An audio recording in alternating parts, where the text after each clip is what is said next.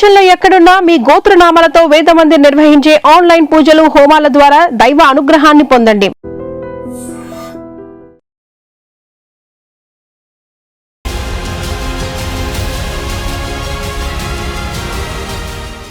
Hello everyone, మీరు చూస్తుంది I dream. నేను మీ కీర్తి.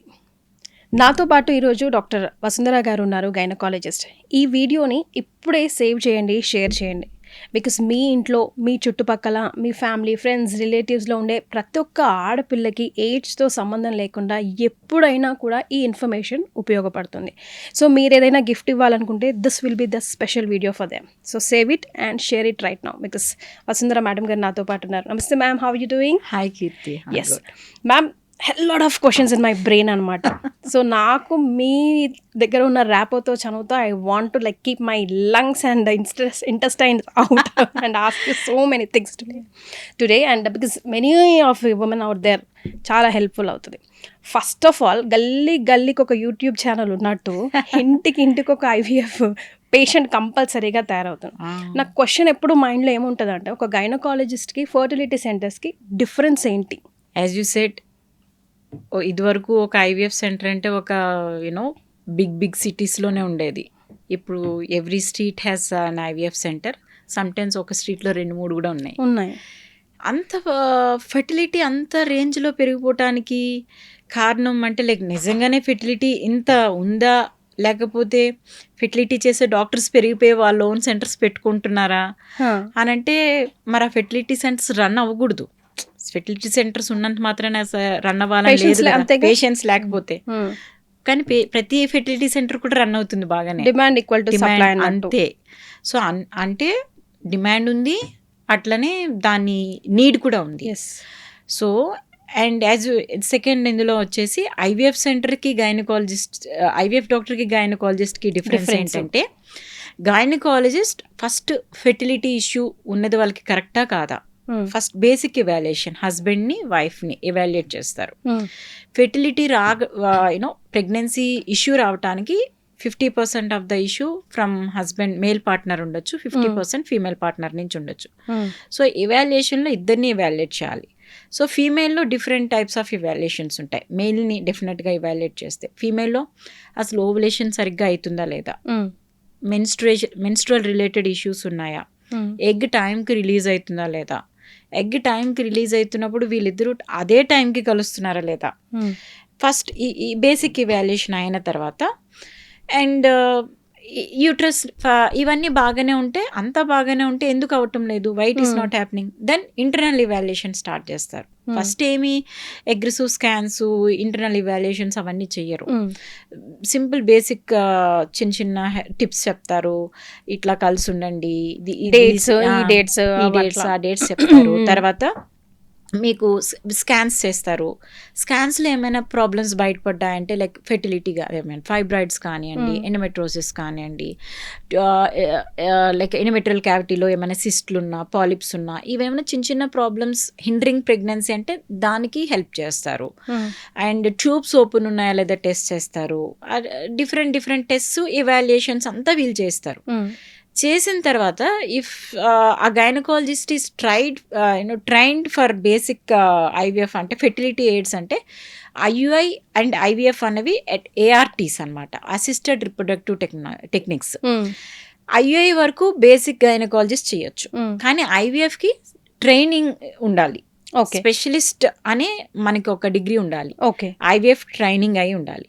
సో ఈ బేసిక్ నీడ్స్ అన్నీ, అంటే బేసిక్ ఎవాల్యుయేషన్స్, బేసిక్ హెల్ప్స్ అన్నీ వర్కౌట్ అయిన తర్వాత కూడా ఏం రీజన్ లేదు, ఇంకెందుకు అవటం లేదు అని అంటే, అండ్ హస్బెండ్లో ఏమైనా ప్రాబ్లం ఉంది, హస్బెండ్ సైడ్ నుంచి కూడా హెల్ప్ కావాలని అంటే ఫస్ట్ ఐయుఐ చేస్తాం.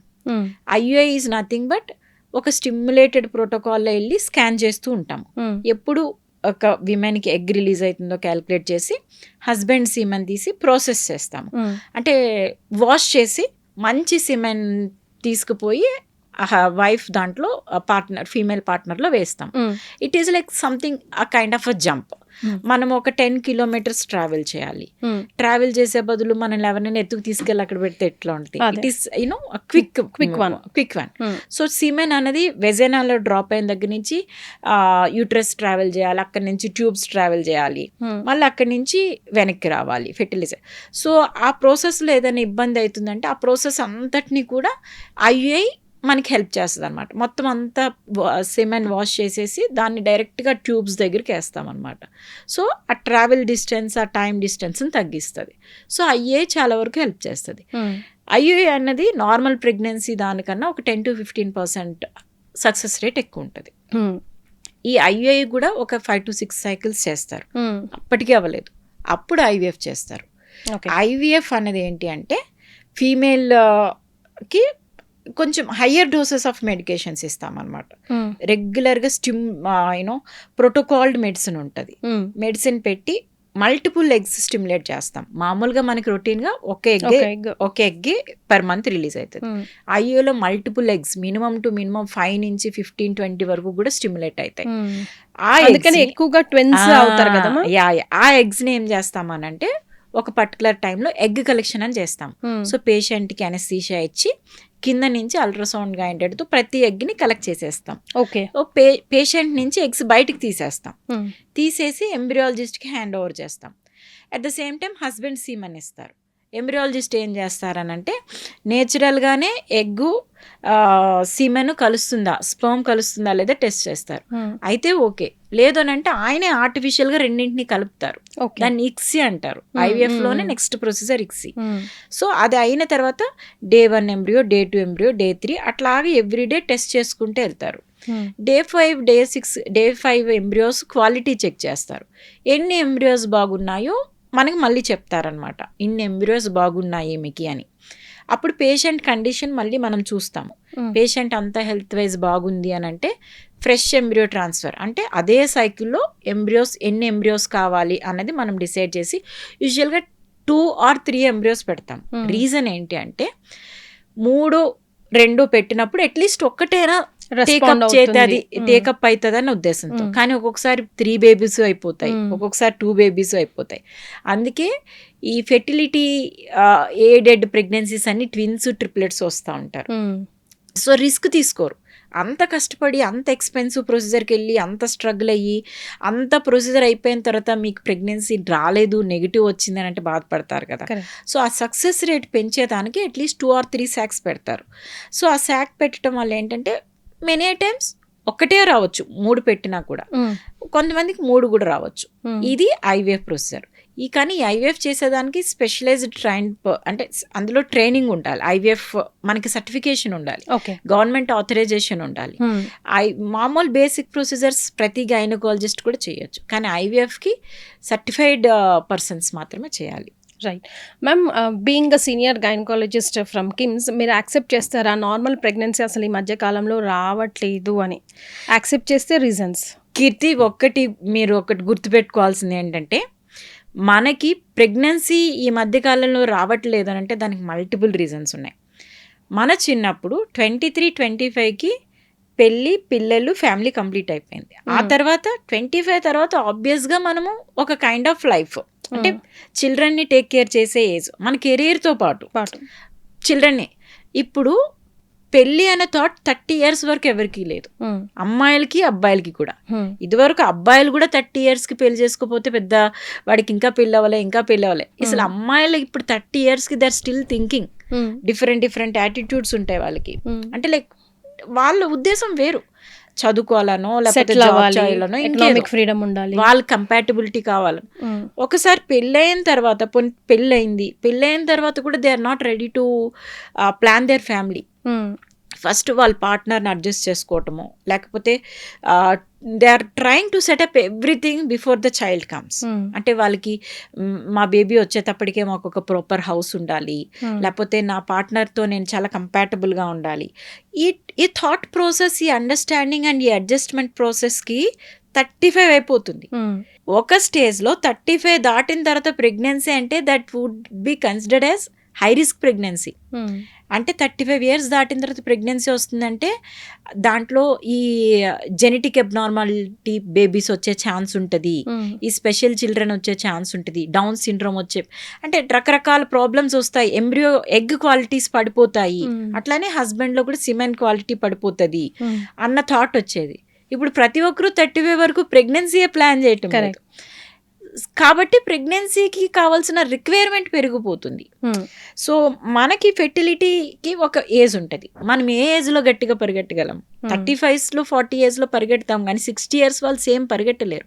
అట్లానే మన ఇంటర్నల్ సిస్టమ్ కూడా ఎగ్ క్వాలిటీ అనేది దగ్గర 20 నుంచి 35 లోపున 35 ఇన్ అండ్ అరౌండ్, ఇంకా గట్టిగా మాట్లాడితే ఇన్ అండ్ అరౌండ్ 30 ఈ పీరియడ్లో ఎగ్ క్వాలిటీ చాలా బాగుంటుంది.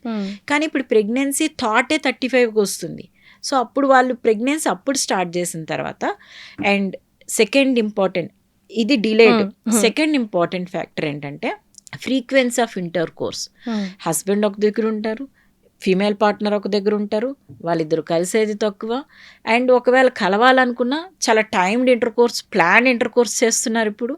అంటే లైక్ ప్రెగ్నెన్సీ కోసమే ప్రయత్నం వాళ్ళది, అట్లా ఉంటుంది. సో వాళ్ళకి ఏంది అంటే వాళ్ళకి ప్రెగ్నెన్సీ అనేది వాళ్ళకి ఒక పార్ట్ ఆఫ్ దేర్ ఫ్యామిలీ అన్నట్టు అనుకుంటున్నారు. Now I have to plan my pregnancy, he will be doing his own job, I will be doing my own job. Pregnancy కోసం ఓవులేషన్ పీరియడ్లో మేమిద్దరం కలవాలి. ఆ టైంలో this is happening in a mechanical way, not in a proper natural way. So ఆ రకంగా కూడా delay అవుతుంది. అండ్ 3 అండ్ ఇట్లా అవటం వల్ల ఒకరు దగ్గర ఉండటం వల్ల మెయిన్గా ఫెర్టిలిటీ పీరియడ్ వాళ్ళకి ఐడియా ఉంటుందా లేదా, ఏ టైంలో కలిస్తే ఎగ్ రిలీజ్ అవుతుంది, ఏ టైంలో కలిస్తే వాళ్ళకి ప్రెగ్నెన్సీ వచ్చే ఛాన్స్ ఉంటుంది, అవన్నీ వాళ్ళకి చాలా ప్రాపర్ ఐడియా ఉండాలి వాళ్ళకి. అండ్ ఇదివరకు డేస్ లాగా 30 డేస్ సైకిల్ 28 డేస్ సైకిల్ లేదు, ప్రతి ఒక్కరికి ఇర్రెగ్యులర్ మెన్స్ట్రుయేషన్ ఉంది. అండ్ హస్బెండ్ని చూస్తే ప్రతి ఒక్కరికి సిమెన్ వాల్యూస్ అంత తేడాగా ఉన్నాయి. సో వాళ్ళకి ఇతన్ని కరెక్ట్ చేసుకోవాలి, ఈమెను కరెక్ట్ చేసుకోవాలి, ఆ రెండు కరెక్ట్ ప్రాపర్ టైంలో కలవాలి. సో మిస్ అండ్ మ్యాచ్ అవుతుంది ఎవ్రీవేర్ ఇట్ ఈస్ హ్యాపెనింగ్. అట్లా. సో మీ ఆన్సర్ నుంచి నాకు మళ్ళీ 2 క్వశ్చన్స్ వచ్చాయి ma'am. First point number 1 is మీరు ఏజ్ అయిపోయిన తర్వాత ప్లాన్ చేసుకుంటున్నారు కాబట్టి ప్రాబ్లమ్స్ వస్తున్నాయి అంటే medical has come with another idea, egg freezing. So దీనికి ఎంతవరకు correct, and then egg freezing ఎంతవరకు? Egg freezing these days everybody is asking. Egg freezing ఇదివరకు రోజుల్లో కానీ ఇప్పుడు భయంకరమైన సోషల్ మీడియా అవేర్నెస్, ఎవరో ఒక సెలబ్రిటీ చేసుకుంది అంటే ఎగ్ ఫ్రీజింగ్ ఇంత అవసరమా, ఎగ్ ఫ్రీజింగ్ చేసేసుకుంటే మన పని అయిపోతుంది కదా. చదువుకున్న వాళ్ళు, చదువుకోని వాళ్ళు, ఉద్యోగం చేసేవాళ్ళు, జాబ్ చేయని వాళ్ళు అందరూ ఎగ్ ఫ్రీజింగ్ చేసి మరి అప్పులు అంతే, అది కూడా అంతేగాని ఎగ్ ఫ్రీజింగ్ చేసి అంత ఖర్చు పెట్టే పెళ్లి చేసుకుని పిల్లలు కానొచ్చు కదా. మరి టెక్నాలజీ అనేది మనకు అవసరంకి ఉపయోగించుకోవాలి, అంతేగాని ఈ ఫ్యాంటసీ వరల్డ్కి వెళ్తుంది కదా నేను అట్లా వెళ్ళకూడదు. ఎగ్ ఫ్రీజింగ్ అనేది ఇదివరకు రోజుల్లో ఎవరికి చేసేవాళ్ళనంటే మనకి రకరకాల కారణాల వల్ల ఇప్పుడు పెళ్ళి అవ్వదు, లేకపోతే నేను పిల్లల్ని కలలేను, నేను కొన్ని రోజుల తర్వాత వరకు నాకు ఆప్షన్ లేదు అంటే ఆ టైంకి నా ఏజ్ దాటిపోతుంటే ఎగ్ క్వాలిటీ పడిపోతే బేబీస్ జెనెటికల్గా ఎఫెక్ట్ అయ్యే ఛాన్స్ ఉంటుంది కాబట్టి ఎగ్ ఫ్రీజింగ్ చేసుకునేవాళ్ళు. First reason. దానికన్నా గట్టిగా రీజన్ ఏంటంటే ఇప్పుడు కీమోథెరపీ ఉంది, ఇప్పుడు కొంతమందికి పాపం అన్ఎక్స్పెక్టెడ్ మెడికల్ కండిషన్స్ వస్తాయి రావచ్చు. సో అలాంటి వాళ్ళకి కీమోథెరపీ, రేడియేషన్స్ ఇవ్వాల్సి వస్తుంది. అట్లాంటప్పుడు ఓవరీస్ డ్యామేజ్ అవుతాయి కదా, వాళ్ళకి ఫెర్టిలిటీ డ్యామేజ్ అవుతుంది. అలాంటి వాళ్ళకి ఏంటంటే ముందరే ఆ ఎక్స్పోజర్ కన్నా ముందరే ఎగ్ ఫ్రీజ్ చేస్తాం. అది ఎగ్ ఫ్రీజింగ్ పర్పస్, అది వాళ్ళకి దేవుడు ఇచ్చిన వరం, అది టెక్నాలజీ ఇచ్చింది, డాక్టర్ కూడా కాదు, టెక్నాలజీ ఇచ్చింది. కాకపోతే ఇప్పుడు ఏమైంది, ప్రతి ఒక్కరూ రకరకాలు అంటే మేబీ ఇన్ఫ్లుయెన్స్ వలనో. మీ దగ్గరకు వస్తే పేషెంట్స్ని ఎలా కన్విన్స్ చేస్తారు మ్యామ్? మేమైతే ఫస్ట్ పెళ్లి చేసుకోమని చెప్తాం అందరికి. మేము we have 5 gynaecologist, we are all working together. మేమందరం ఒక సేమ్ నోట్ మీద ఉంటాము. ఫస్ట్ మీ రీజన్స్ ఏదైనా కానివ్వండి, వాళ్ళకి డెఫినెట్గా వాళ్ళ పర్సనల్ రీజన్స్ ఉంటే మనం అందులో దూరి మరి వెతికి పట్టుకొని చెప్పలేము, చెప్తే మనల్ని బ్యాడ్ డాక్టర్ అంటారు. అట్లా చెప్పాం. సో కాకపోతే ఏం చేస్తామనంటే మీ పనులన్నీ మీరు చేసుకోండి, మీరు జాబ్ చేయండి, మీరు ఎక్కడికైనా వెళ్ళాలా వెళ్ళండి, మీ గోల్స్ అచీవ్ చేయండి, బట్ సైమల్టేనియస్లీ కెరీర్ని ఎలా ఎంతైతే చూసుకుంటున్నారో ఇంపార్టెన్స్ ఇస్తారో family ఫ్యామిలీ life. లైఫ్ అంతే ఇంపార్టెన్స్.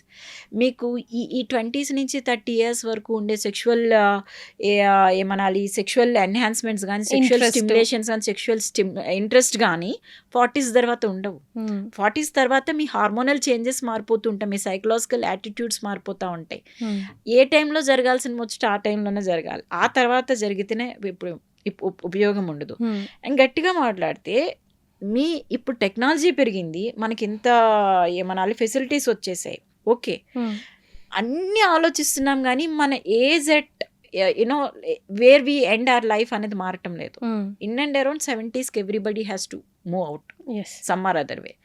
35 yearsకి నువ్వు ప్లాన్ చేసుకొని 40 yearsకి నువ్వు చైల్డ్ పెంచితే బర్త్ ఇస్తే ఇన్ అండ్ అరౌండ్ ఆ బేబీ పెరిగేటప్పటికి నువ్వు హెల్ప్ చేయాల్సిన సిచ్యువేషన్ ఎక్కడ ఉంటుంది?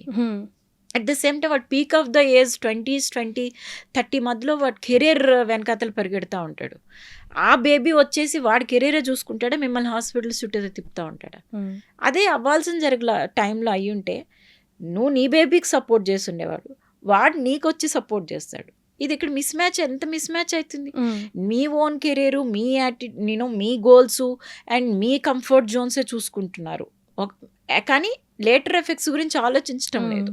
60 yearsకి మనకు సమ్మర్ అదర్ డిసీజ్ వస్తుంది, అది నేచర్ బై డిఫాల్ట్. మనం ఎంత ఎలాన్ మస్క్ అయినా కానీ we have to deal it అంతే. We have to deal it.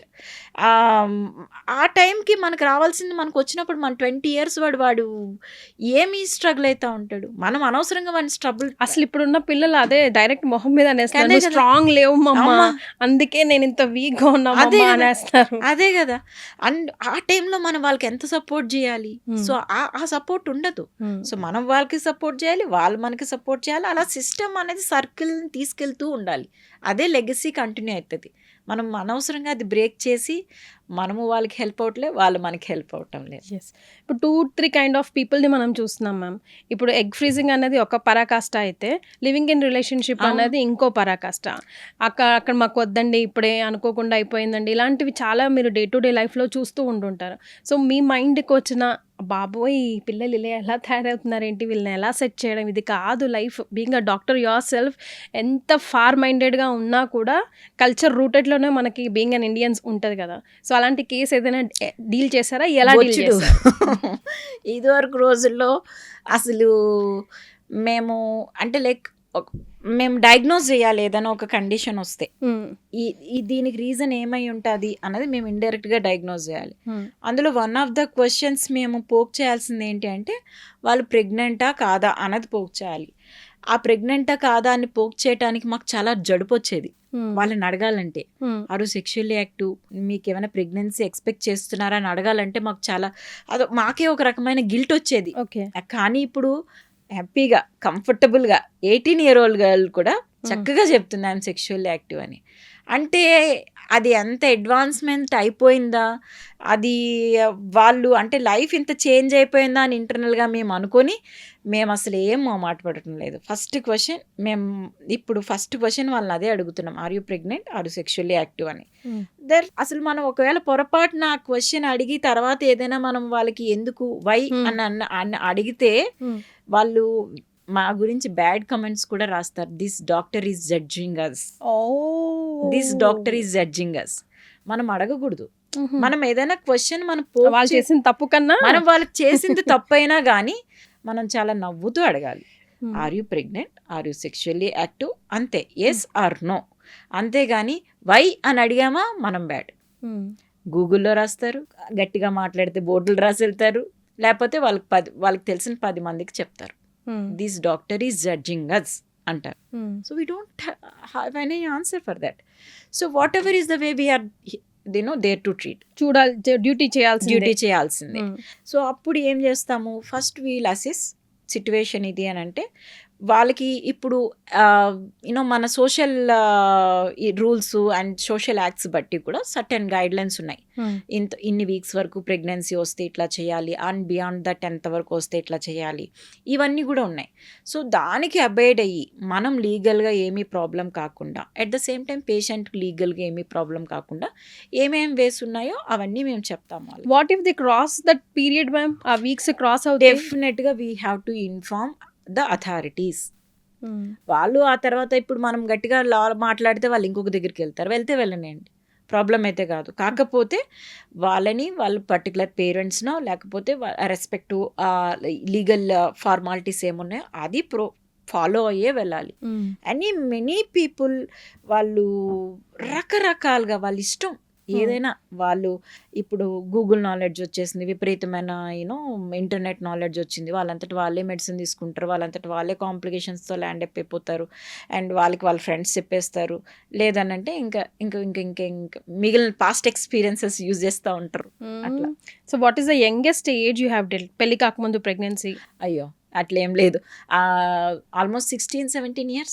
16 years అసలు ఇంకా గట్టిగా మాట్లాడు, 16-17 years ఆమెకు ప్రెగ్నెంట్ అని కూడా ఆమెకు తెలీదు. ఆమెకు తెలీదు 16 yearsకి.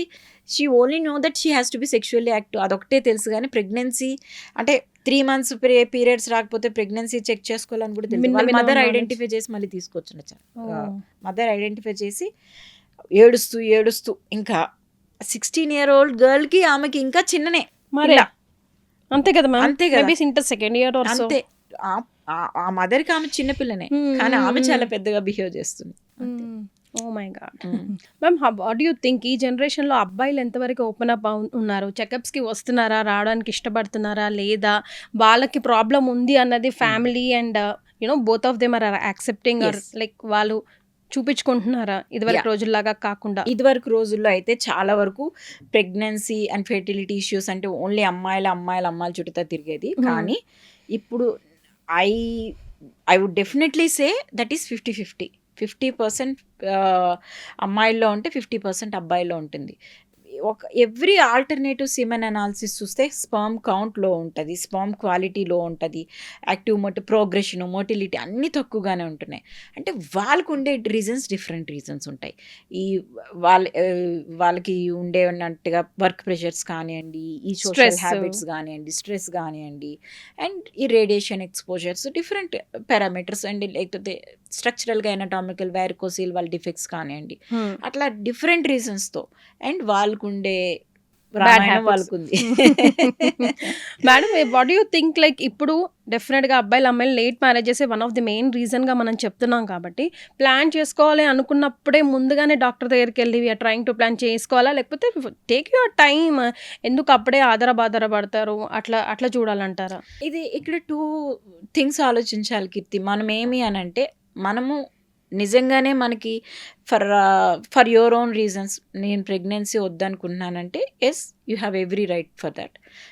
కానీ డాక్టర్ దగ్గరికి పోయి అసలు నా హెల్త్ కండిషన్ ఏంటి, అసలు మన ఇద్దరిది హెల్త్ కండిషన్ ఏంటి, మనం ఇంకా ప్రెగ్నెన్సీ డిలే చేసేదానికి మనకి ఛాన్స్ ఉందా, దీన్నే ప్రీ నేటల్ కౌన్సిలింగ్ అన్నది ఇప్పుడు బాగా డిమాండ్ ఉంది. ప్రీనేటల్ కౌన్సిలింగ్ లో ఏంటంటే అసలు మనం ఇద్దరం ఫిట్ గా ఉన్నామా ప్రెగ్నెన్సీకి ముందరే అన్ని ఇవాల్యుయేషన్స్ అన్ని చేయించుకొని ఫిట్ గా ఉన్నామా లేదో తెలుసుకొని ప్రెగ్నెన్సీ ప్లాన్ చేసుకోవడం. అప్పుడు అన్ని బాగున్నాయి అని అంటే then you can decide whether you want to conceive now or you can postpone your pregnancy. ఇవన్నీ చూసుకొని ముందరికి వెళ్ళాలి. అంటే వాళ్ళ ఏఎంహెచ్ కౌంట్ కానీ, ఎగ్ క్వాలిటీ, ఎగ్ ఉండే స్టేటస్, అప్పుడు మీరు gynaec will take the time, అంటే మీకు టైం ఉందమ్మా ఒక 6 months అట్లా డెఫినెట్ గా చెప్పగలుగుతాం. కానీ కొన్నిసార్లు మనకి రిజర్వ్స్ తగ్గిపోతూ ఉంటాయి, హస్బెండ్ సీమెన్ అనాలిసిస్ తగ్గుతుంది, అండ్ ఎగ్ కౌంట్స్, ఎగ్ అంటే ఓవరీలో ఎంటర్ ఫాలిక్యులర్ కౌంట్స్ ఉంటాయి, అవి తగ్గుతున్నాయి, అండ్ లేకపోతే ఏఎంహెచ్ క్వాలిటీ తగ్గుతుంది, వాళ్ళకి అదర్ పారామీటర్స్ ఇంకా బాగుండటం లేదు, యూట్రస్లో మల్టిపుల్ ఫ్యాక్టర్స్ ఉన్నాయి, లైక్ ఎండోమెట్రోసిస్ ఉంది, మల్టిపుల్ ఫైబ్రాయిడ్స్ ఉన్నాయి. ముందు ఇవన్నీ కరెక్ట్ చేసుకోవాలంటే సో ప్రెగ్నెన్సీకి అవన్నీ ఫ్లాగ్ సైన్స్ అనమాట. సో నువ్వు ప్రెగ్నెన్సీని డిలే చేయడానికి కుదరదు, ఏవైతే ప్రాబ్లమ్స్ ఉన్నాయో అవన్నీ సెట్ చేసుకొని ప్రెగ్నెన్సీకి ఎట్ ద ఎర్లియస్ట్ ఇంపార్టెన్స్ ఇవ్వాలి. లేదంటే నువ్వు మళ్ళీ ఐవీఎఫ్ ల్యాండ్ అవ్వచ్చు, లేకపోతే డోనర్స్కి వెళ్ళొచ్చు, లేకపోతే సర్రగసీకి వెళ్ళొచ్చు, లేకపోతే ఫెర్టిలిటీ అవ్వకపోను కూడా వచ్చు. ఇట్లాంటి కండిషన్స్ అన్ఎక్స్ప్లెయిన్ ప్రెగ్నెన్సీ అని అంటారు కదా మ్యామ్. అవును, అంటే అన్ని బాగున్నాయి, అన్నీ బాగుంటాయి. మేల్ ఫ్యాక్టర్స్ బాగుంటాయి, ఫీమేల్ ఫ్యాక్టర్స్ బాగుంటాయి, కానీ వాళ్ళకి ప్రెగ్నెన్సీ రాదు. మ్యామ్ మీరు సపోర్ట్ చేస్తారా? ఇప్పుడు ఇదివరకు రోజుల్లో అయితే జస్ట్ పొట్ట చూసే బామ్మలు, అమ్మమ్మలు, నానమ్మలు ఉన్నప్పుడు అబ్బాయా అమ్మాయా చెప్పేవారు. ఇప్పుడు స్కానింగే చెప్పట్లేదు, చెప్పారు, డాక్టర్కి తెలిసిన స్కానింగే చెప్పట్లేదు. సో కుంకుమ పువ్వు వేస్తారు, అది వేస్తారు, ఇది వేస్తారు. ఏం లేదు కీర్తి, మా అమ్మ కూడా చాలా కుంకుమ పువ్వు తాగింది, నేను ఇదే కలర్. ఏం లేదు, మా నాన్న నా కలర్, నేను ఇదే కలర్, అట్లేం ఉండదు. సి కలర్ అనేది genetically determined. So you should be proud of your colour and you have inherited something from your parent. I'm very proud of my colour. మా నాన్న నుంచి నాకు ఈ కలర్ వచ్చింది. నా ఫీచర్స్ మా నాన్నవి. నన్ను చూసిన వాళ్ళందరూ ఏమని చెప్తారు, ఈమె వాళ్ళ నాన్నలాగా ఉంది అని అంటారు. I have reach to this stage and my father is very proud of me. And నాకు నన్ను చూసినప్పుడల్లా నాన్నలాగా ఉంది అని అంటే నాకు ఒక ఫీలింగ్. నాకు మా అమ్మ తెల్లగా ఉంటుంది. మా అమ్మకి చాలా మంది వార్న్ చేశారంట, మీ ఆయన నల్లగా ఉన్నాడు, బాగా తాగు, కుంకుమ పువ్వు వేసి అంటే కిలోలు తాగినా నేను ఇదే కలర్ పుట్టా. అది అసలు ఏముండదు. మమ్మల్ని అడిగే క్వశ్చన్లో అది one of the most common question. కుంకుమ పువ్వు తాగొచ్చా, ఎంత తాగాలి, ఎప్పుడు తాగాలి, ఎన్నిసార్లు తాగాలి. మేము చాలా సార్లు చెప్పడానికి ట్రై చేస్తాం, నువ్వు ఏ తాగినా నీ కలర్ రావదే, ఆల్రెడీ డిటర్మైన్ అయ్యి ఉంటుంది, అదే వస్తుంది. ఒక్క ఇంచు కాదు, ఏమనాలి, ఒక ఫ్రాక్షన్ కూడా ఏం మారదు. కాకపోతే వాళ్ళకి ఒక సాటిస్ఫాక్షన్. వాళ్ళు బాధ పెట్టడం ఎందుకు, తాగుతామంటే తాగు, ఏముంది, నీ డబ్బులు నువ్వు ఖర్చు పెట్టుకో, తాగు, ఎన్నిదైనా తాగు, దాంట్లో ఏం చేంజ్ ఉండదు. మ్యామ్ ఒక secret question, open secret question, జెండర్ని కూడా అడుగుతూ ఉంటాను, అడుగుతారు ఏమన్నా చేయండి, నా అమ్మాయి అడుగుతారు మేడం చేయండి అని అడుగుతారు. నిజంగా అసలు మెడికల్ సైన్స్ హిస్టరీలో అలా ఉందా, అలా చేయగలుగుతామా అంటే కొంతమంది డెస్పరేటెడ్ ఫెలోస్ ఉంటారు, ఆడపిల్లలు పుడితే వదిలేసిన వాళ్ళు చాలా మంది, మనం ఎన్ని కేసెస్ చూస్తాం. అట్లా ఏడ్చుకుని మీ దగ్గర చెప్పిన వాళ్ళు ఉండుంటారు, అబ్బాయి పుట్టకపోతే వదిలేస్తారండి. మీరు అన్నది కరెక్టే. చాలా మంది మా దగ్గర 3rd ప్రెగ్నెన్సీకో 4th ప్రెగ్నెన్సీకో మాకు ఈసారి అబ్బాయి కావాలి, జెండర్ బయాస్ అబ్బాయి కావాలని వస్తారు. అది మన చేతిలో ఉండదు, అది ఎట్టి పరిస్థితుల్లో మన చేతిలో ఉండదు. ఓకే. అండ్ తర్వాత ఏంటి, మేము డెలివరీ చేస్తాం కదా, సెకండ్ ఏంటి, నార్మల్ డెలివరీ అయితే ఫ్యామిలీ ప్లానింగ్ ఇమ్మీడియట్గా చెయ్యం, కానీ సి సెక్షన్ అయినప్పుడు బేబీ బాగుంటే సెకండ్ డెలివరీ అయితే మేము యూజువల్గా వాళ్ళకి ఒక ఆప్షన్ ఇస్తాం.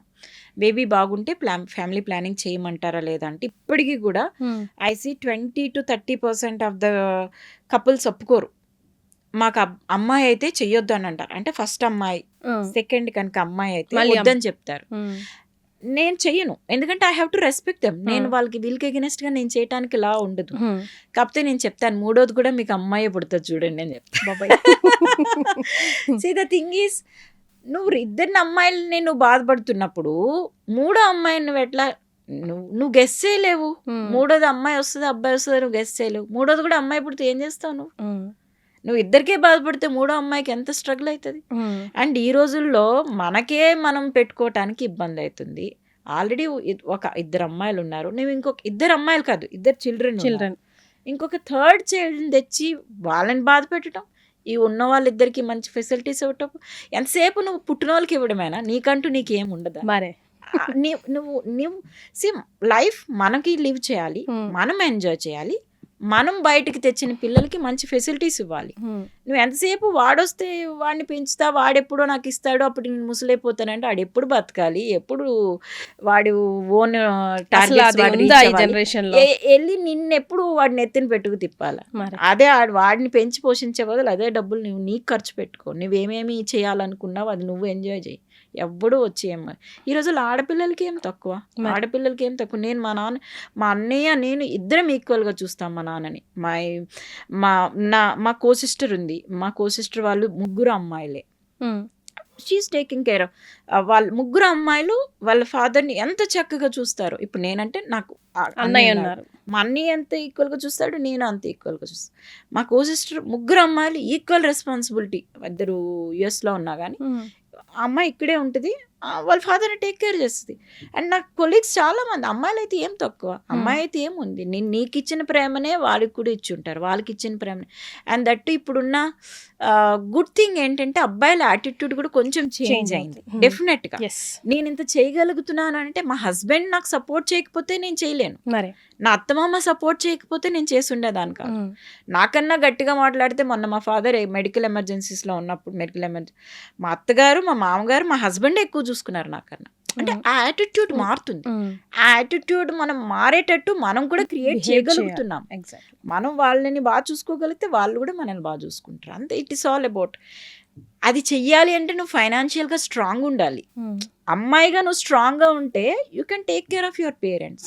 నువ్వు పేరెంట్స్ని చూడొచ్చు, మీ అత్తగారిని చూడొచ్చు, మీ మామగారిని చూడొచ్చు, వాళ్ళ ఫ్యామిలీని చూడొచ్చు, మీ ఫ్యామిలీని కూడా చూసుకో. చాలా చిన్న వయసులోనే ఆడపిల్లలు ఈజీగా ప్యూబర్టీ ఏజ్కి దగ్గర అవుతున్నారు. మేబీ 7-8 ఇయర్స్కే సమ్ టైమ్స్. ఎందుకు అలా జరుగుతుంది, ఎలా తెలుసుకోవడం, వీళ్ళు మెనిస్ట్రల్ స్టేజ్కి వస్తున్నారు ప్యూబర్టీ ఏజ్ స్టేజ్ నుంచి అని ఎలా గమనించుకోవడం? అవును, ఈ మధ్య పాపం ఈ ప్రతి మదర్కి కూడా ఒక టెన్షన్, ఒక పాపకి 8-9 ఇయర్స్ వచ్చేసిందని అంటే ఎక్కడ మెన్స్ట్రుయేషన్ వచ్చేస్తుంది అని చేంజెస్. సో ప్యూబర్టీ అనేది మెడికల్ టర్మ్స్లో ఏంటి అంటే మెన్స్ట్రుయేషన్ని మెనార్కీ అంటారు. దానికన్నా ముందర కొన్ని స్టేజెస్ ఉంటాయి. ఆ స్టేజెస్లో కొన్ని ఏంటంటే breast changes, pubic hair changes, growth spurt, వీటన్నిటితో పాటు కొన్ని సైకలాజికల్ చేంజెస్.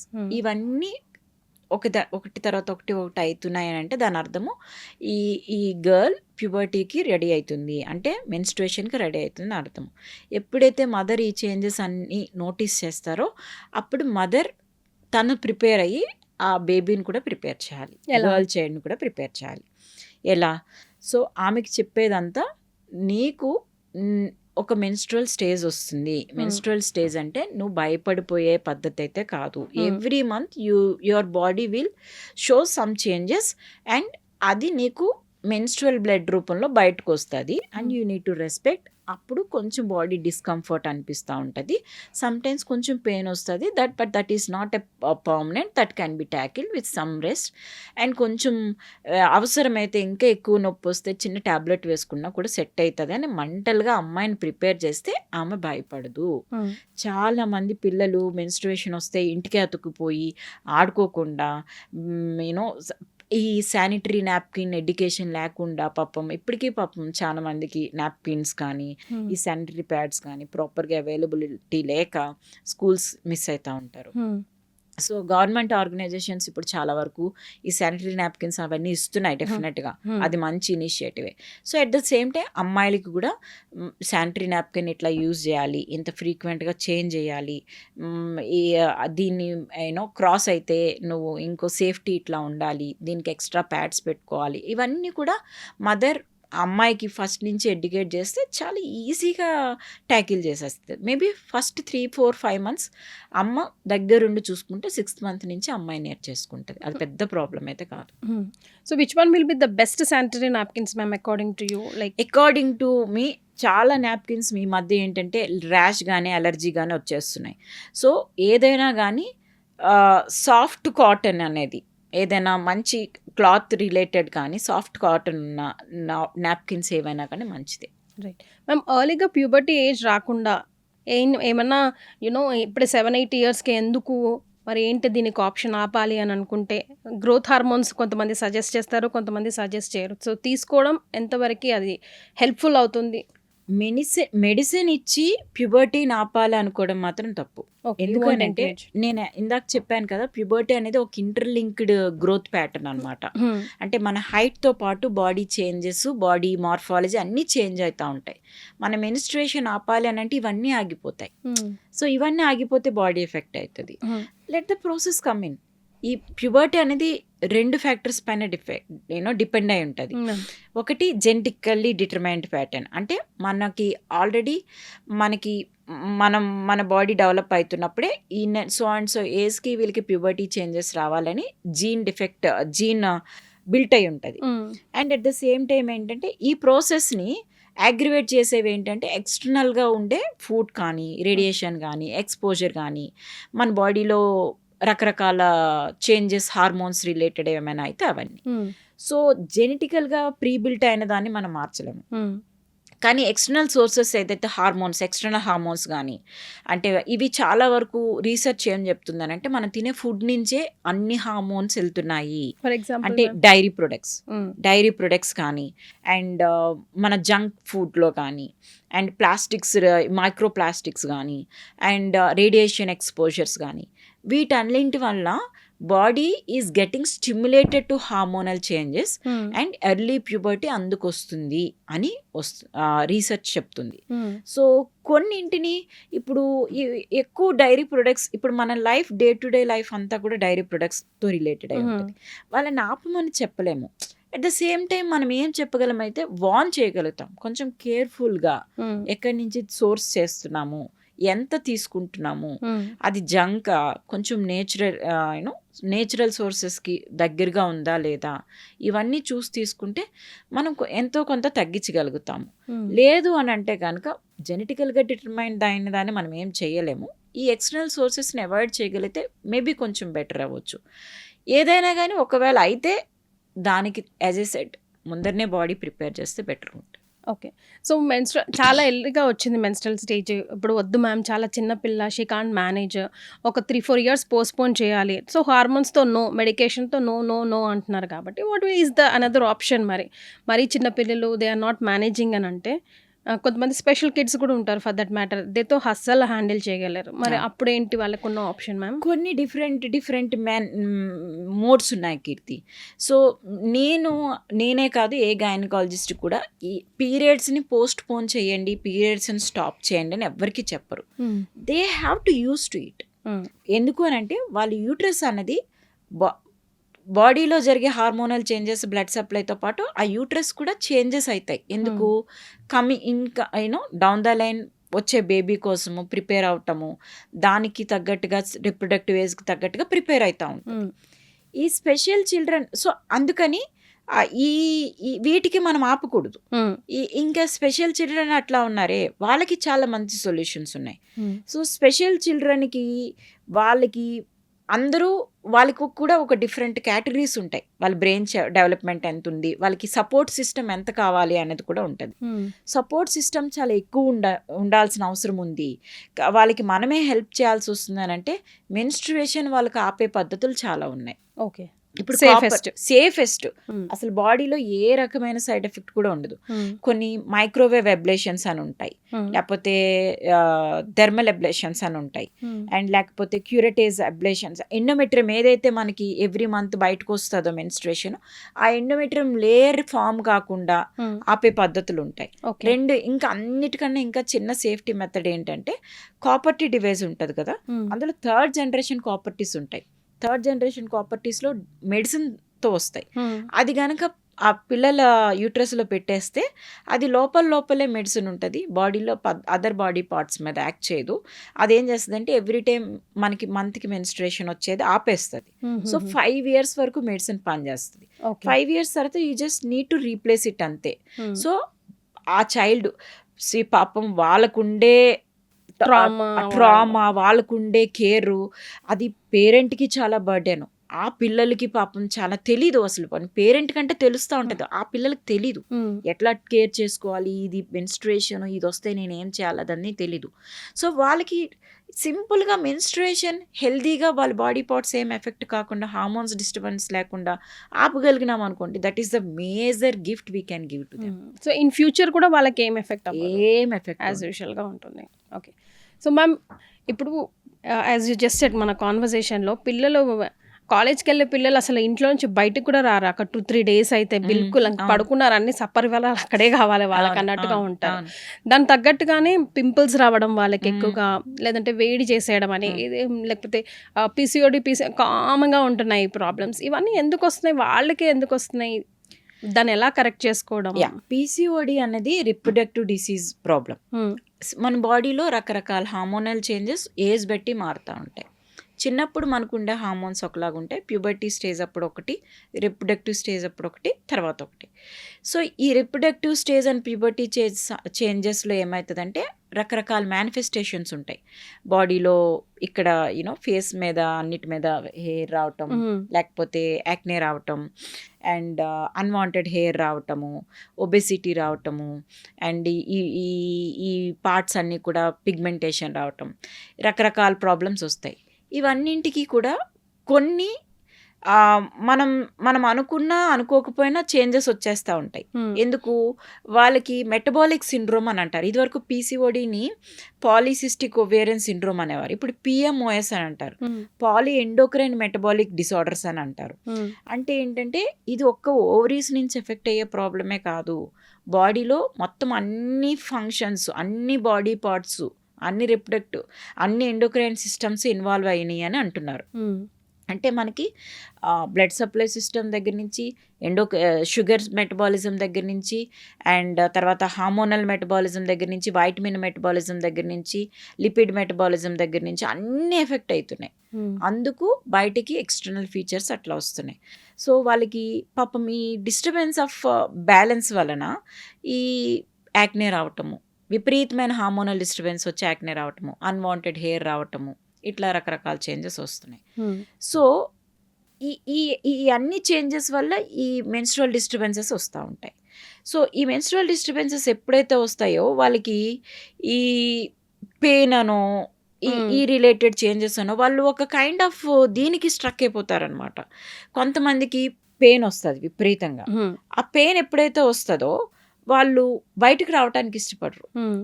చాలా పెయిన్ మూడ్ స్వింగ్స్, ఆ పెయిన్ కోసం రకరకాల టాబ్లెట్స్ వేసుకోవడము, కొంతమంది అయితే ఇంజెక్షన్స్కి వెళ్ళిపోతూ ఉంటారు. అంతేగాని చిన్న చిన్న రెమెడీస్ ఉంటాయి అవి ట్రై చేద్దామని అనుకోరు.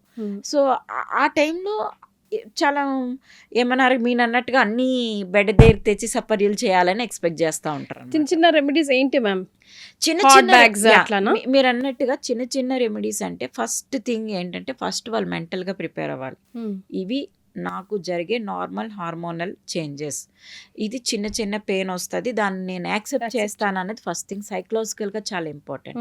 సెకండ్, ఒక సింపుల్ పారాసిటమాల్ టాబ్లెట్ మీకు వండర్స్ చేస్తుంది, కాకపోతే డోస్ లిమిటెడ్గా తీసుకోవాలి.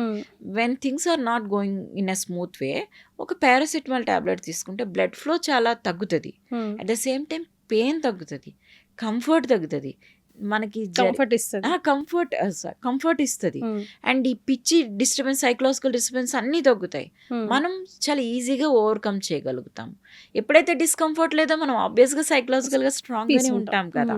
సో ఇంత చిన్న చిన్న రెమెడీస్ వాడచ్చు. అట్ ద సేమ్ టైం మంచిగా రిలాక్సింగ్గా ఆ టైంలో ఎక్కువ స్ట్రెస్ వర్క్ పెట్టుకోకుండా మనకి ఆ టైంలో చిన్న చిన్న యాక్టివిటీస్కి వెళ్ళటం, నలుగురితో కలవటము, అండ్ చక్కగా హాట్ ఫర్మెంటేషన్స్, హాట్ షవర్స్ తీసుకున్నా కూడా మంచి అప్పుడే ఫ్రెష్గా ప్రిపేర్ చేసిన ఫుడ్ తినటము, ఐరన్ రిచ్ ఫుడ్ తినటము, ఇవన్నీ తీసుకుంటే కూడా 70 to 80% of the times manage చేస్తాం. I'm telling 80% of the times manage చేస్తాం. ఓన్లీ 20% మాత్రమే మేనేజ్ చేయలేము, దానికి డాక్టర్స్ హెల్ప్ కావాలి. మ్యామ్, ఒక గర్ల్ ఆర్ అ ఉమెన్ అడ్యుకేట్గా శానిటరీ ప్యాడ్స్ ఒక రోజులో ఎన్ని చేంజ్ చేసుకోవాల్సిన అవసరం ఉంటుంది? ఎవ్రీ 6 hours ఒకసారి చేంజ్ చేయాలి. మేము పొద్దున వెళ్ళి సాయంత్రం వస్తాం ఆఫీస్, అట్లా అనకూడదు. ఎవ్రీ 6 hours చేంజ్ చేసుకోవాలి, లేదు అట్లీస్ట్ ఎవ్రీ 8 hours చేంజ్ చేయాలి. ఓకే, లేకపోతే కష్టం. అంటే చాలామంది ఏమనుకుంటారు, నాకు ప్యాడ్ తడవలేదు కదా, నేను ఈ ప్యాడ్నే ఉంచుకుంటాను అని కూడా అనుకోకూడదు. Okay, every 8 hours you need to change, ఇంకా ప్రిఫరబుల్లీ ఎవ్రీ 6 hours చేంజ్ చేసుకోవాలి. సో ఒక హెల్దీ గర్ల్ ఆర్ ఉమెన్కి కరెక్ట్ పీరియడ్ సైకిల్ ఎన్ని days ma'am? Is it like 26 or 30 days or what? ఐడియల్గా అయితే 28 days అనేది పీరియడ్ క్యాలిక్యులేషన్ టైం. కానీ చాలా మందికి 28 days రాదు, 30 days వస్తుంది, 35, 30 కన్నా అబోవ్నే ఉంటుంది. కొంతమందికి మాత్రమే 28 కన్నా తక్కువ ఉంటుంది. కానీ గట్టిగా మాట్లాడితే 21 day నుంచి 45 days సైకిల్ వరకు anything if it is happening regularly that is okay. And main thing ఏంటంటే పరిగెత్తుకుంటూ వస్తారు, 2 రోజులు పీరియడ్ డిలే అయితే పరిగెట్టేస్తారు. నాకెప్పుడు అవ్వలేదండి అంటే అవుతది బాడీ అన్నాక అవుతది. నిన్నటికి ఈ రోజుకి ఒక రోజు చేంజ్ అయింది గదా! సో, మన బాడీలో ఒక చేంజ్ అయితది గదా! హెడేక్ వస్తది, యాక్సెప్ట్ జేస్తాము. ఇంకేదో వస్తది, ఇంకెక్కడ బాడీ పెయిన్ వస్తది, యాక్సెప్ట్ జేస్తాము. బట్ మెన్స్ట్రుయేషన్ అనేది 1 డే డిలే అయిందా మేము చచ్చామే. అక్కడ సో, ఎన్ని రోజుల వరకి రాకుండా ఉంటే పర్వాలేదు సేఫ్ మ్యామ్? మనం 1 మంత్, 2 మంత్స్ కూడా వెయిట్ చేయొచ్చు. చేయొచ్చు. ఓన్లీ థింగ్ ఏంటంటే when you are not married or when you are not expecting pregnancy you have to make sure that is not pregnancy. Otherwise 1 month 2 months period రాకపోయినా ఏం కాదు. Okay. So, రోజు మీ చేతుల మీదుగా ఒక కొత్త ప్రాణి భూమి మీదకి అవును, వస్తది గదా! అవును. ఆ స్ట్రెస్‌ని అంటే కొంతమంది ఉంటారు. బాబాయ్ ఇప్పుడు నా సిస్టర్ ఉంది. ఆవిడ గైనక్ అయితే నీకు దండం పెడతామ్మా. నువ్వు ఇంకా కనకు. ఇంకా చాలు నువ్వు నా దగ్గరికి రాకు. నేను ఈ స్ట్రెస్‌ని భరించలేను. ఏంటది నీకెప్పుడు ఈ టెన్షన్ నాకు అని అంటుంటారు. అవునవును. సో, అట్లాంటి పేషెంట్స్‌ని కూడా మీరు డీల్ చేస్తారు గదా! సో, మీ స్ట్రెస్ రిలీఫ్ ఏంటి? మీరు చూసిన వర్స్ట్ కేస్ ఏంటి? బాబా టెన్షన్ పడిన కేసు? ప్రెగ్నెన్సీయా? ఆబ్వియస్ ఆర్ అదర్వైజ్ మేబీ మీకు తెలీదు మీరు ఇవాల్యుయేట్ చేస్తుంటే it laid up ended up with cancer or something like that. ఈ మధ్య కాలంలో ఒక 1 మంత్, ఒక 2 మంత్స్ బ్యాక్ అయితే ఒక పేషెంట్ మా దగ్గరికి 7th మంత్ అప్పుడు ఎమర్జెన్సీ కాల్ వచ్చింది. మాకు వేరే హాస్పిటల్ ఉంటుంది, అక్కడ హాస్పిటల్ నుంచి మాకు రిఫర్ చేస్తున్నారని వచ్చింది. Okay. 7th month pregnancy, ovary torsion అయింది. అంటే మ్యామ్ ఒవేరియన్ సిస్ట్. ఓకే. ఆమెకు almost 9 centimetres 10 centimetre ovarian cyst ఉంది ప్రెగ్నెన్సీలో. అది ట్విస్ట్ అయింది. సో ట్విస్ట్ అయినప్పుడు ఏం చేస్తారు, అప్పుడు 7th మంత్ ప్రెగ్నెన్సీ కాబట్టి అప్పటికి ఎన్నో స్కాన్స్ చేసి ఉంటారు కదా. అప్పటికి సిస్ట్ కొంచెమే ఉంది ప్రెగ్నెన్సీ. అప్పటికే ఆమెకు చిన్న సిస్ట్ ఉందని అన్నారు. చిన్న సిస్ట్ ఉంటే ఏం భయపడరు. సో అప్పుడు అది కాస్త 7th మంత్ వచ్చేటప్పటికి పెద్దగా అయిపోయి అది ట్విస్ట్ అయిపోయింది బరువుకి. సో అప్పుడు వాళ్ళు మా దగ్గరికి ఎందుకు పంపించారంటే, సో ఆ టైంకి డెలివరీ చేసి ఆ సిస్ట్ని అడ్రస్ చేస్తామని పంపించారు.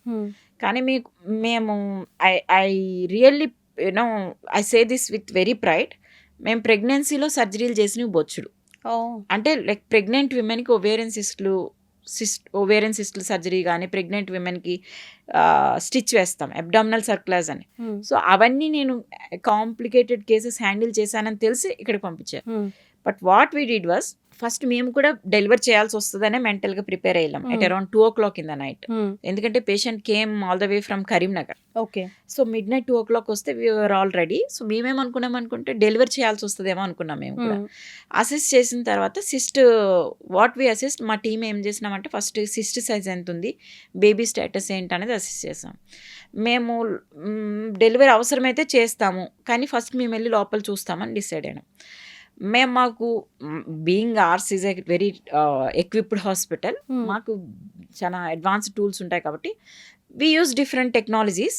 అప్పుడు పేషెంట్ని డిఫరెంట్ పొజిషన్స్లో పెట్టి ల్యాబ్ ట్రై చేసాం. Laparoscopy at 7th month pregnancy చేసాం. 7th మంత్ ప్రెగ్నెన్సీ చేసి ఏం చేసినామంటే, ఫస్ట్ ఓవేరియన్ సిస్ట్ ఎక్కడుందో ఐడెంటిఫై చేసి దానికి ఫోకస్ వెళ్ళి సిస్ట్ని కొలాప్స్ చేసాం. సిస్ట్ కొలాప్స్ చేసిన తర్వాత మాకు చాలా క్లియర్గా వే దొరికింది. ఓన్లీ సిస్ట్ మాత్రమే తీసి ఏదైతే ఓవరీ ట్విస్ట్ అయిందో ఆ ఓవరీని అన్ట్విస్ట్ చేసి ఓవరీని ఫిక్స్ చేసాం మళ్ళీ. ఓకే. అలాంటి సిచ్యువేషన్లో లాప్రోస్కోపీ చేయడమే పెద్ద రిస్క్. అండ్ చేస్తే ఆ ఓవరీని మొత్తం ఒక్క స్టెప్ కట్ చేసేస్తారు అంతే. ఎందుకనంటే ఆ టైంలో సర్జరీ చేయటమే ఎక్కువ. అట్లాంటప్పుడు ఓవరీని వెళ్ళి ఒకటే క్లాంప్లో కట్ చేస్తారు. కానీ మేము సిస్ట్ తీసి ఓవరీ ఏదైతే రిటైన్ అయిందో అది ఉంచి, అది మళ్ళీ ట్విస్ట్ కాకుండా, ఇప్పుడంటే నేను తీసాను మళ్ళీ ఇంకో 2 నెలలు ప్రొలాంగ్ చేస్తే మళ్ళీ ప్రాబ్లం అవుతుందేమో అని దాన్ని మళ్ళీ అన్ట్విస్ట్ కాకుండా పక్కన ఉన్న స్ట్రక్చర్ కేసు కుట్టాం. అది సేఫ్ అనమాట. 7th మంత్ మేము వీఆర్ క్రాసింగ్ ఫింగర్స్, నెక్స్ట్ డేకి ఎట్లా ఉంటుంది పేషెంట్, బాగుంటే మెయింటైన్ చేద్దాం, లేదంటే ఇమ్మీడియట్ డెలివరీ చేద్దామని. కానీ మేము కౌన్సిల్ చేసాం పేషెంట్కి, మాకు బేబీని డ్రాగ్ చేయడం చాలా ఇంపార్టెంట్, మీకు కూడా అదే ఇంపార్టెంట్. మేము ఒక ప్రయత్నం చేస్తాం, ల్యాబ్ ట్రై చేసి ఓవరీని, ఇప్పుడు మీకు ప్రెగ్నెన్సీ పెయిన్ అంతా కూడా ఈ ఓవరీ నుంచే కదా, దీన్ని అడ్రస్ చేస్తాం. మా ప్రయత్నం సక్సెస్ అయితే ఓకే, లేదు అనంటే మీరు ఎట్లానే ఇన్హౌస్ ఉన్నారు కదా, మేము ఎనీ టైం డెలివరీ చేయగలం. వాళ్ళు కూడా బేబీని సేవ్ చేస్తామంటే డెఫినెట్గా అగ్రీ చేస్తారు కదా. చేసాము. At the same time baby with stood the procedure well and drag చేసాము. 9th మంత్ అప్పుడు మంచిగా ఇండ్యూస్ చేసి సక్సెస్ఫుల్గా డెలివరీ చేసి బేబీని హ్యాండ్ ఓవర్ చేసాం.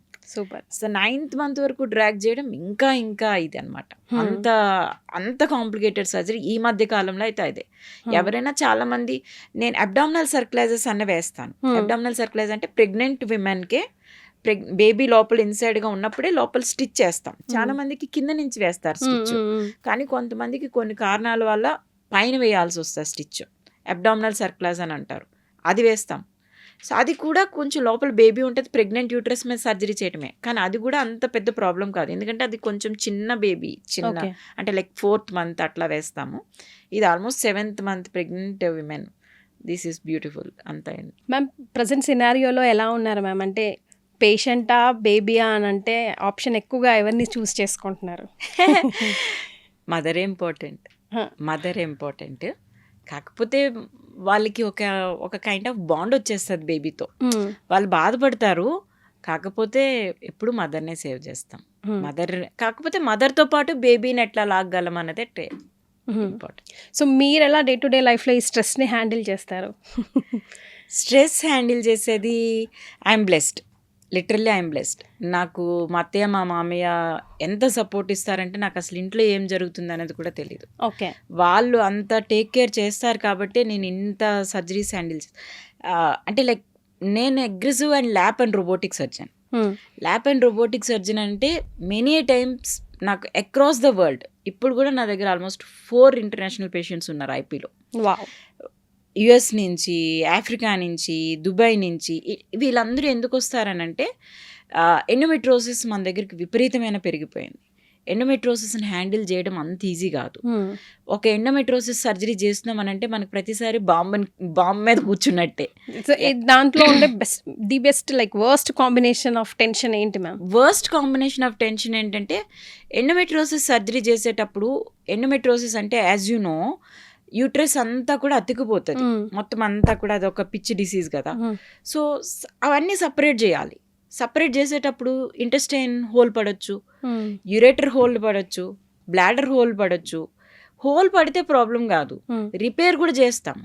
రిపేర్ అయిన తర్వాత డౌన్ ద లైన్ అవి ఎట్లా హీల్ అవుతాయి, అవి పేషెంట్కి రికవరీ ఎట్లా ఇస్తాయి, అండ్ పేషెంట్ ఎంత తొందరగా ఇంటికి వెళ్తారు అనేది చాలా ఇంపార్టెంట్. 99% మాకు ఇంట్రాప్గానే అంటే సర్జరీ చేసేటప్పుడే డయాగ్నోస్ చేస్తాం చాలా వరకు. కొన్నిసార్లే చాలా డిలేడ్గా డయాగ్నోస్ అవుతూ ఉంటాయి.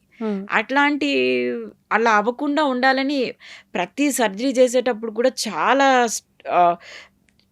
స్టెప్ టు స్టెప్ ఇది ఓకేనా అని 1కి 2 సార్లు క్రాస్ చెక్ చేసి మాకు ఒక సర్జరీకి మినిమం 3 గైనకాలజిస్ట్ స్క్రబ్ అవుతాం.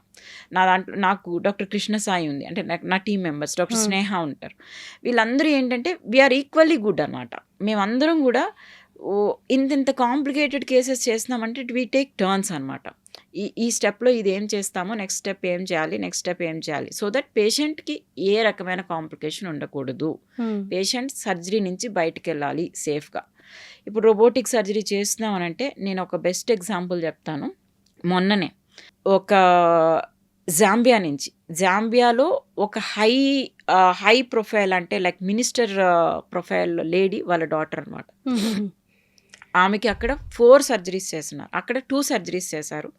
ఇండియాలో కూడా 2 డిఫరెంట్ ప్లేస్లో 2 సర్జరీలు చేశారు. I don't want to mention the names. Endometriosis చేశారు. ఎండోమెట్రోసిస్ సర్జరీ చేసి ఎండోమెట్రోసిస్ సర్జరీ అప్పుడు యాజ్ ఏ సెట్ ఇంటెస్టైన్స్ ఏదైనా ప్రాబ్లం వస్తే ఇంటెస్టైన్ బయటకు పెడతాం, స్టోమా అని చెప్తాం అనమాట. స్టోమా క్రియేట్ చేసి పెడతాం. పాపం లాస్ట్ 8 months నుంచి ఆ అమ్మాయి 32 year old ఆ స్టోమాతో తిరుగుతూ ఉంది, ఎండోమెట్రోసిస్ పెయిన్తో తిరుగుతూ ఉంది. మొత్తం ఆల్టుగెదర్ 5-6 years నుంచి ఎండోమెట్రోసిస్ అని తిరుగుతానే ఉంది. నేను వాళ్ళందరికన్నా గ్రేట్ అని చెప్పను, but I proudly say we could address it. Morning 8 o'clock scrub అయినాము, నేను and doctor Parthasarathi, he's gastro surgeon. నేను I took help of him. ఎందుకనంటే ఎప్పుడు కూడా నేనెంత తోపు అని ఎప్పుడు చెప్పకూడదు. నువ్వు చేయగలవా, నీకు ఇంకెవరైనా హెల్ప్ కావాలా, ఇంకెవరున్నారు అని చూసుకోవాలి. So that should be multi disciplinary approach. We scrubbed at 8 o'clock. మేము థియేటర్ నుంచి బయటకు వచ్చింది midnight 2 o'clock. స్టెప్ ఆయన వెళ్తాడు, నేను వెళ్తాను, నా టీం మెంబర్ వస్తుంది, నేను వెళ్తాను, నేను కొంతసేపు రెస్ట్ తీసుకుంటాను, ఇంకొక టీం మెంబర్ వస్తుంది. మాకు ఇంటెస్టైన్ ఇక్కడి నుంచి ఇక్కడ వరకు ఆమె అబ్డమిన్ ఓపెన్ చేస్తాం యూజువల్గా, చేసాము. ఆ ఇంటెస్టైన్ ఓపెన్ చేయడానికి మాకు 2.5 hours పట్టింది. యూజువల్గా 2 hours సర్జరీ ఫినిష్ అయిపోతుంది. ఆమె మాకు ఇంటెస్టైన్ ఓపెన్ చేయడానికి 2.5 hours.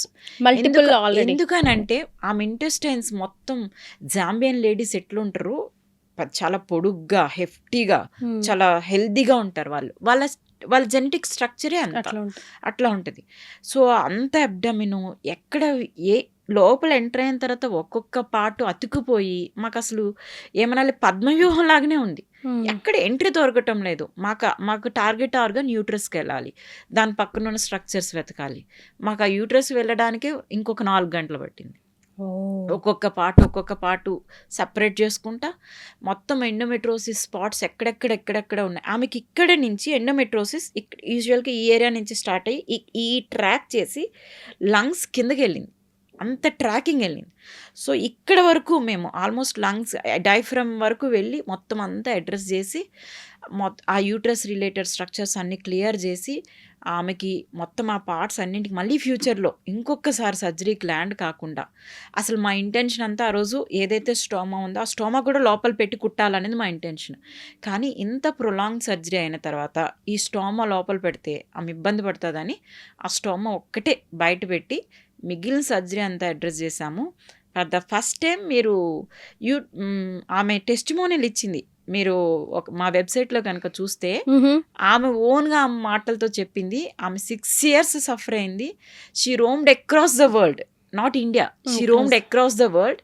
She finally got solution at my place. So we are highly equipped then like robotic surgery ఎప్పుడు కూడా హెల్ప్ చేస్తుంది. కాకపోతే ఏం రోబోట్ చేయలేదు, ఓపెన్ సర్జరీనే చేసాము. But what endometriosis cases what we have dealt that gave us an experience. ఆమెకి చేయగలిగినాం ఒక 3-4 daysలో. ఈ next Monday we are planning to close the stoma. And ఆ జాంబియన్ మినిస్టర్తో కూడా నేను పర్సనల్గా మాట్లాడాను అనమాట. ఆమెకి యాక్చువల్గా ఒక లాస్ట్ 10 days వరకునే వీసా ఉండింది, కానీ ఇప్పుడు ఇంకొక 15-20 days ఎక్స్టెండ్ చేసి ఆమెకి ఆ స్టోమా లోపల పెట్టేస్తే 6 years నుంచి ఆయన స్ట్రగుల్ అనేది ఆమెకి వెళ్తుంది అనమాట. లోపలికి పెట్టేస్తే ఓపెనింగ్ ఏదైతే ఇంటెస్టైన్ ఓపెన్ ఉందో అది లోపల పెట్టేస్తే ఆమె సేఫ్గా వెళ్తుంది. ఆ తర్వాత she can lead her own life like నేచురల్గా. So she needs some kind of support, hormonal therapy అవసరపడుతుంది. బట్ ఆమె మాటల్లో అయితే ఆమె ఇంకా అందరినీ హగ్స్ చేసి కిసెస్ పెట్టి ఆమె ఎంత సఫర్ అయింది అన్నది అంత అర్థమవుతుంది. నిన్న కూడా గ్రేడ్ 4 ఎండోమెట్రోసిస్ అని రోబో చేసినాము. Everywhere she was told ureter damage అవుతుంది, మేము కూడా అదే చెప్తాం. కానీ nobody could dare to attempt. We did. Robo మాకు బాగా హెల్ప్ చేసింది, మా ఎక్స్పీరియన్స్ డెఫినెట్గా హెల్ప్ చేసింది.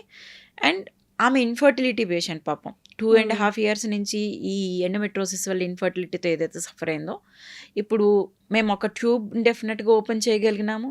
ఒక ట్యూబ్ మేబీ ఒక 2-3 months తర్వాత ఆమెకి ఐవీఎఫ్ వెళ్ళాలా లేకపోతే నేచురల్ ప్రెగ్నెన్సీ ట్రై చేస్తే వస్తుందా అన్నది మేము టైం ఇచ్చే చూడాలి, ఇప్పుడు చెప్పలేము. కాబట్టి ఇంటెస్టైన్ ఎక్కడ డ్యామేజ్ కాలేదు. మేము ద సేమ్ వీడియో ఈరోజు అప్లోడ్ చేస్తాం మళ్ళీ. ఎందుకనంటే ఇది సర్జికల్ వీడియోస్ అనేది నేర్చుకునేదానికి అప్లోడ్ చేస్తామంటాము. ఎందుకంటే నేను international Procter for robotic surgery. So చాలా మంది అక్రాస్ ద వరల్డ్ సర్జన్స్ నేను చేసే సర్జరీస్ చూస్తూ ఉంటారు కొన్ని నేర్చుకునేదానికి. అందులో అప్లోడ్ చేసినాము. ఎంత బ్యూటిఫుల్గా ఎన్నెన్నైతే అతికిపోయినా అన్నీ సపరేట్ చేసి యూరేటర్ని పైనుంచి కిందకి ట్రేస్ చేసి, అంటే కిడ్నీ నుంచి బ్లాడర్ వరకు యూరేటర్ ఉంటుంది, పైనుంచి కిందకి ట్రేస్ చేసాము. ఏదైతే ఇంటెస్టైన్ మొత్తం యూట్రస్కి అతికిపోయిందో దాన్ని మొత్తం సపరేట్ చేసాము. 2 పక్కల ఓవరీలో ఎండోమెట్రోటిక్ సిస్ట్లు ఏదైతే ఉన్నాయో అవన్నీ తీసాము. వి టుక్ టైం తీసుకున్నాము. మేము ఏం స్ట్రెస్ తీసుకోలేదు.